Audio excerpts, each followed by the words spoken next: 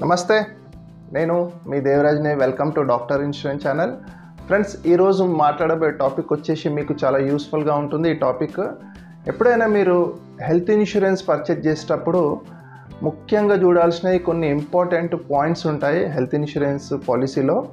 So వాటిని ఇప్పుడు మనం డిస్కషన్ చేద్దాం. ఈ వీడియో మీరు చూసిన తర్వాత ఈ పాయింట్స్ని మీరు గుర్తుపెట్టుకొని మీరు హెల్త్ ఇన్సూరెన్స్ పర్చేజ్ చేసేటప్పుడు వీటిని చూసి మీరు హెల్త్ ఇన్సూరెన్స్ పర్చేజ్ చేయండి. మీకు ఆ పాలసీ అనేది చాలా యూస్ఫుల్గా ఉంటుంది. సో లేట్ చేయకుండా మనం వీడియోలోకి వెళ్ళిపోదాం. సో ఎవరైనా ఫస్ట్ టైం విజిట్ చేస్తే ప్లీజ్ ఛానల్ని సబ్స్క్రైబ్ చేయండి అండ్ లైక్ అండ్ షేర్ చేయండి. సో వీడియోని స్టార్ట్ చేసేస్తాం. బెనిఫిట్ మీరు చూడాల్సింది పాలసీలో room limit. So room limit మీకు ఏదైనా క్యాపింగ్ ఉందా లేదా చెక్ చేయాలి పాలసీలో. క్యాపింగ్ అంటే ఏంటిది? ఫర్ ఎగ్జాంపుల్ మీ పాలసీలో per day room limit 3000 rupees, లేదా per day room limit 5000 rupees, లేదా 7000 రూపీస్ అని ఇలా క్యాపింగ్ పెడతారు. ఈ క్యాపింగ్ ఉన్న పాలసీని మీరు అస్సలు టచ్ చేయకండి. సింగిల్ స్టాండర్డ్ ఏసీ రూమ్ లేదా ఎనీ రూమ్ అనే ఆప్షన్ ఉంటుంది అక్కడ. సో అలా ఉన్న పాలసీనే మీరు తీసుకోండి. ఎందుకు క్యాపింగ్ తీసుకోవద్దు అంటే, ఉదాహరణకి ఇప్పుడు మీకు ఒక 5000 రూపీస్ లిమిట్ మీ పాలసీలో ఉంది, బట్ అక్కడ హాస్పిటల్లో 7000 రూపీస్ ఉందనుకోండి. అప్పుడు మీరు అనుకుంటారు 2000 రూపీసే కదా, ఒక 3 డేస్కి 3000 రూపీస్ అంటే 6000 రూపీస్ అవుతుంది కదా, ప్రాబ్లం ఏంటిది అని అనుకుంటారు మీరు. అలా కాదు, కంప్లీట్గా డాక్టర్ ఫీజెస్ కానివ్వండి, కన్సల్టెంట్ ఫీజు కానివ్వండి, ఆపరేషన్ ఛార్జెస్ కానివ్వండి, ఐసీయూ ఛార్జెస్ కానివ్వండి, ఇవన్నీ ఒక రూమ్ లిమిట్ మీదనే డిపెండ్ అయి ఉంటుంది. అందువల్ల మీరు కంప్లీట్గా అవాయిడ్ చేసేసేయండి క్యాపింగ్ ఉన్న పాలసీని. ఎందుకంటే మీరు ఇంకొకటి కూడా గుర్తుపెట్టుకోండి, ఇప్పుడు మనకి ప్రమాదం అనేది మన ఉన్న ప్లేస్లోనే రాకపోవచ్చు కదా, వేరే ఎక్కడైనా రావచ్చు కదా ఇండియాలో. సో అప్పుడు అక్కడ ఈ క్యాపింగ్ వల్ల అక్కడ రూమ్ లిమిట్ ఎక్కువ ఉన్నది అనుకోండి, అప్పుడు ఇంకా ప్రాబ్లం అయ్యే ఛాన్సెస్ ఎక్కువ ఉంటుంది కదా. సో అందువల్ల single standard AC room any room ఉన్న పాలసీనే మీరు కన్సిడర్ చేయండి. సెకండ్ పాయింట్ వచ్చేసి మీకు మోడర్న్ ట్రీట్మెంట్స్. ఈ మోడర్న్ ట్రీట్మెంట్స్ ఇప్పుడు ఇన్సూరెన్స్ అథారిటీ వచ్చేసి 12 వరకు మోడర్న్ ట్రీట్మెంట్స్ అట్ ప్రజెంట్గా ఉన్నాయి. ఇంకా ఫ్యూచర్లో ఇంకెక్కువ వచ్చే అవకాశం ఉంది. ఎందుకు ఇది యూజ్ అవుతుంది అంటే, దీనివల్ల పేషెంట్కి పెయిన్ అనేది చాలా తక్కువ ఉంటుంది ఈ ట్రీట్మెంట్ వల్ల, అండ్ ఈజీ రికవరీ ఉంటుంది. సో దీనివల్ల మోడర్న్ ట్రీట్మెంట్స్ అనేది ఇప్పుడు మేజర్ హాస్పిటల్స్లో అన్నిట్లో యూజ్ చేస్తున్నారు. అండ్ నీ రీప్లేస్మెంట్ కానివ్వండి, క్యాన్సర్ కోసం యూజ్ చేస్తున్నారు, బ్రెయిన్ కోసం యూజ్ చేస్తున్నారు, సైనస్ కోసం యూజ్ చేస్తున్నారు. ఇలా ఒక్కొక్క మోడర్న్ ట్రీట్మెంట్ ఒక్కొక్క రకంగా యూజ్ అవుతుంది. పాలసీలో మీకు 12 ఉన్నాయి కాబట్టి 12 వాటికి సంబంధించిన వాటి మీద యూజ్ చేస్తుంటారు. అందువల్ల ఇది చాలా ఇంపార్టెంట్ అట్ ప్రజెంట్గా.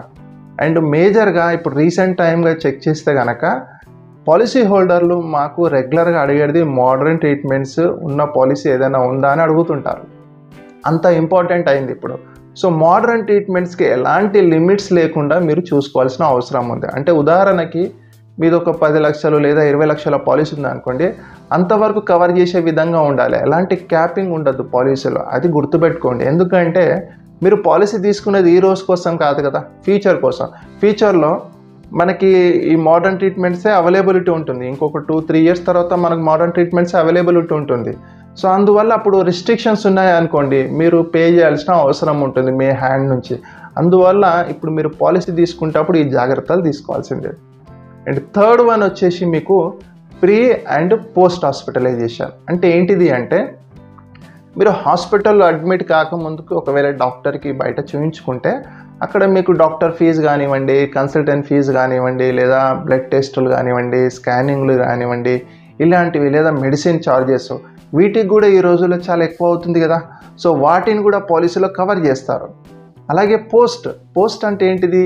మీరు ఏదైనా ట్రీట్మెంట్ కోసము మీరు హాస్పిటల్ అడ్మిట్ అయ్యారు, లైక్ మీకు సర్జరీ అయింది, దాని తర్వాత కూడా మీకు అడ్మిట్ అయిన తర్వాత డిశ్చార్జ్ తర్వాత మళ్ళీ డాక్టర్ ఫీజెస్, కన్సల్టెన్సీ అవసరం వస్తుంది, మెడిసిన్ అవసరం వస్తుంది, రిపోర్ట్స్ అవసరం వస్తాయి. సో వీటి ఛార్జెస్ని కూడా ప్రీ అండ్ పోస్ట్ హాస్పిటలైజేషన్ అంటారు. సో వీటిని కూడా అన్ని హెల్త్ ఇన్సూరెన్స్ కవర్ చేస్తుంది. బట్ అక్కడ మన లిమిట్ ఉందా అది చెక్ చేయాల్సిన అవసరం ఉంది. ఎలాంటి లిమిట్స్ ఉండద్దు, ఎందుకంటే వీటి కాస్ట్ కూడా చాలా ఎక్కువగానే ఉంటుంది. అందువల్ల వీటిని కూడా ఏదైనా క్యాపింగ్ ఉందా లేదా మీ పాలసీలో చెక్ చేసుకోండి. అండ్ ఫోర్త్ పాయింట్ వచ్చేసి మనకి ఆయుష్ ట్రీట్మెంట్. ఆయుష్ అంటే ఆయుర్వేద, యునాని, హోమియో, సిద్ధ. ఎందుకు ఇది ప్రత్యేకం అంటే ఇప్పుడు దీంట్లో కూడా మీరు ఏమైనా క్యాపింగ్ ఉందా లేదా, పాలసీలో కవరేజ్ ఉందా లేదా చెక్ చేయండి. ఎందుకు అంటే ఇప్పుడు మీరు చూస్తే కనుక ఇప్పుడు అడ్వాన్స్డ్గా ఆయుర్వేద స్పెషాలిస్ట్ హాస్పిటల్స్ కానివ్వండి, హోమియో కానివ్వండి, సిద్ధ, ఇవన్నీ చాలా చాలా ఇంప్రూవ్మెంట్ కనిపిస్తుంది. అండ్ చాలా జనాలు అందరూ కూడా అక్కడికి వెళ్ళి ట్రీట్మెంట్ చేయించుకుంటున్నారు. సో మన పాలసీలో క్యాపింగ్ ఉండకుండా చూసుకోవాల్సిలే. ఎందుకంటే ఫ్యూచర్లో మనకి ఆయుర్వేదం ట్రీట్మెంట్ అవసరం వచ్చింది అనుకోండి, మనం ఈజీగా వెళ్ళి మనం చేయించుకునే అవకాశం ఉంటుంది. క్యాపింగ్ ఉండడం వల్ల మనకి మళ్ళీ మన హ్యాండ్ నుంచి పే చేయాల్సిన అవసరం ఉంటుంది. అందువల్ల ఇది కూడా చెక్ చేసుకోవాలి. ఇది కూడా చాలా చాలా major important point. And fifth point వచ్చేసి కన్జ్యూమబుల్ ఐటమ్స్. సో మనం రెగ్యులర్గా మన వీడియోస్లో దీని గురించి చెప్తుంటాను. సో దీంట్లో అనెక్సరీ 1, అనెక్సరీ 2, అనెక్సరీ 3, అనెక్సరీ 4 అని ఉంటాయి. అంటే అనెక్సరీ 1లో మనకి 68 ఐటమ్స్ ఉంటాయి. మేజర్ హెల్త్ ఇన్సూరెన్స్ కంపెనీస్ అంటే 90% హెల్త్ ఇన్సూరెన్స్ కంపెనీస్ ఈ అనెక్సరీ 1నే కవర్ చేస్తుంది. అనెక్సరీ 1 అంటే ఏంటిది? ఒక షీట్. ఆ షీట్లో నేమ్స్ ఉంటాయి, లైక్ గ్లౌజెస్ కానివ్వండి, మాస్క్ కానివ్వండి, ఇంటర్నెట్ ఛార్జెస్ కానివ్వండి, మినరల్ వాటర్ కానివ్వండి, వీటన్నిటిని కవర్ చేస్తుంది. సో అది ఉందా లేదా పాలసీలో చెక్ చేసుకోవాలి. ఒకవేళ అనెక్సరీ 2, అనెక్సరీ 3, అనెక్సరీ 4 అనేది కొన్ని మేజర్ కొన్ని కంపెనీసే కవర్ చేస్తున్నాయి. ఫ్యూచర్లో మేబీ వీటిని కూడా కవర్ చేసే అవకాశం ఉంది. బట్ అట్లీస్ట్ ఈ కన్జ్యూమబుల్ ఐటమ్స్ని కవర్ చేస్తుందా లేదా పాలసీ చెక్ చేయాల్సిన అవసరం ఉంది. ఒకవేళ ఆల్రెడీ మీరు పాలసీ తీసుకొని ఉంటే కనుక ఈ రైడర్గా దీన్ని యాడ్ చేయాల్సిన అవసరం ఉంటుంది. ఇది మీ పాలసీలో ఉందో లేదో చెక్ చేసుకోండి. అండ్ లాస్ట్ పాయింట్ వచ్చేసి మనకి రీస్టోర్ బెనిఫిట్. రీస్టోర్ బెనిఫిట్ అంటే ఏంటిది అంటే, ఉదాహరణకి మీ దగ్గర ఒక 20 lakhs పాలసీ ఉంది. 2025లో మీకు క్లెయిమ్ వచ్చింది. ఒక 15 lakhs లేదా 20 lakhs రూపీస్ క్లెయిమ్ వచ్చింది అనుకోండి. అప్పుడు కంపెనీ ఏం చేస్తుంది అంటే మీకు మళ్ళీ ఒక 20 లక్షల రూపాయలని రీస్టోర్ చేస్తుంది. మీ నుంచి ఎలాంటి ఎక్స్ట్రాగా ఛార్జ్ చేయకుండానే రీస్టోర్ చేస్తుంది. సో అది రీస్టోర్ ఆప్షన్ ఉందా లేదా చెక్ చేయండి. ఇప్పుడు అన్ని major health insurance companies cover చేస్తున్నాయి అన్లిమిటెడ్ రీస్టోరేషన్. అలాగే మీకు ఆల్రెడీ ఆపరేషన్ అయింది, అదే దానికి సేమ్ ఇల్నెస్కి వచ్చినా కానీ మళ్ళీ ట్రీట్మెంట్ చేస్తున్నారు. సో వీటిని కూడా మీరు చెక్ చేసుకొని పాలసీ తీసుకోవాల్సిన అవసరం ఉంది.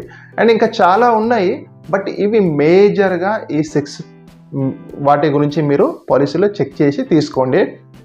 అండ్ ఫైనల్గా ఇంకొక విషయం చెప్తాను నేను. అది వచ్చేసి మీరు ఒకవేళ అన్మ్యారీడ్ పర్సన్ అనుకోండి, లేదా ఉమెన్ అనే ఉండొచ్చు, ఎవరైనా ఉండొచ్చు, మేల్ ఆర్ ఫీమేల్. మీరు గుర్తుపెట్టుకోవాల్సింది, మీరు ఒకవేళ పాలసీ తీసుకోవాలనుకున్నప్పుడు మీరు అతి ముఖ్యమైనది ఏంటిది అంటే, మీకు మ్యారేజ్ కాలేదు కాబట్టి, ఫ్యూచర్లో మ్యారేజ్ అయ్యే అవకాశం ఉంది కాబట్టి మీరు డెలివరీ ఆప్షన్ ఉందా లేదా పాలసీలో చెక్ చేసుకోండి. ఎందుకంటే ఇది మీకు యూజ్ అవుతుంది. అలాగే మీకు న్యూ బార్న్ బేబీని కవర్ చేస్తుందా లేదా పాలసీలో, అది కూడా చెక్ చేసుకోండి. ఎందుకంటే మనకి బిడ్డ కడుపులో ఉన్నప్పుడు కాంప్లికేషన్స్ వచ్చే అవకాశం ఉంది. హెల్త్ ఇన్సూరెన్స్ ఆ కాంప్లికేషన్స్ని కవర్ చేస్తుంది. న్యూ బార్న్ బేబీని కానివ్వండి, లేకుంటే డెలివరీ ఛార్జెస్ని. ఇది మీకు చాలా యూస్ఫుల్గా ఉంటుంది. న్యూగా మీరు పాలసీ తీసుకుంటప్పుడు ఇది గుర్తుపెట్టుకొని మీరు పాలసీ తీసుకోండి. సో ఈ వీడియో మీకు ఇన్ఫర్మేషన్గా అనిపించిందా లేదా అనేది మీరు కామెంట్ రూపంలో తెలియజేయండి. సో నెక్స్ట్ వీడియోలో మళ్ళీ కలుద్దాం. Thank you. నమస్తే.